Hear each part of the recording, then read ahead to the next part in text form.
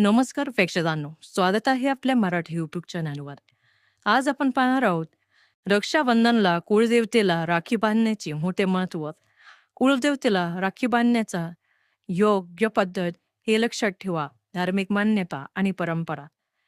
रक्षाबंधनच्या दिवशी अनेक घरांमध्ये कुलदेवतेला राखी बांधण्याची प्रथा आढळते. काय आहे याचे धार्मिक महत्त्व, परंपरा आणि पूजा पद्धत?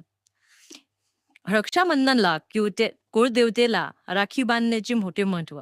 राखी बांधण्याची योग्य पद्धत आणि धार्मिक मान्यता. कुळदैवत कुटुंबाचे कुळदैवत म्हणजे सर्वांच्या जिव्हाळ्याचा, प्रेमाचा विषय. हिंदू धार्मिक परंपरेत कुळदेवता म्हणजे एखाद्या कुटुंबाची किंवा वंशाची पारंपरिक पारंपरिक आराध्य देवता मानली जाते. पिढ्यानपिढ्या त्या देवतेची पूजा, उपासना आणि विविध धार्मिक विधी करण्याची परंपरा अनेक कुटुंबांमध्ये आढळते. धार्मिक मान्यतेनुसार कुलदेवतेला कुटुंबाचे रक्षण करणारे आणि संकटांपासून मार्गदर्शन करणारी देवता मानली जाते. कुटुंबात शुभकार्य करण्यापूर्वी कुलदेवतेचे स्मरण करण्याची प्रथा आहे. रक्षाबंधन हा भाऊ बहिणीच्या प्रेमाचा सण मानला जातो. मात्र अनेक कुटुंबांमध्ये या दिवशी कुलदेवी किंवा कुलदैवताला राखी अर्पण करण्याची परंपरा आहे. याचे धार्मिक महत्व काय? कुलदेवतेला राखी बांधण्याची योग्य पद्धत काय? सर्व काही जाणून घ्या. कुलदेवतेला राखी का मानतात? धार्मिक मान्यतेनुसार कुलदेवता ही कुटुंबाची आराध्य शक्ती मानली जाते. त्यामुळे रक्षाबंधनच्या दिवशी देवघरातील देवतेला राखी अर्पण करून कुटुंबाचे सुख, समृद्धी, आरोग्य आणि संरक्षण यासाठी प्रार्थना केली जाते.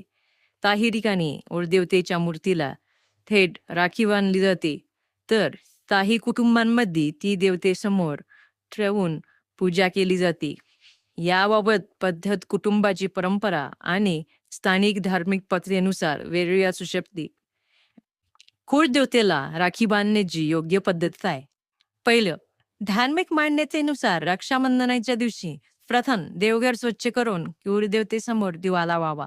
दुसरा, त्यानंतर देवतेला अक्षता, कुंकू, फुले आणि नैवेद्य अर्पण करावा. तिसरं, मनोभावे प्रार्थना केल्यानंतर राखी देवतेसमोर ठेवावी. चौथं, आपल्या घरच्या परंपरानुसार मूर्तीला अर्पण करावी.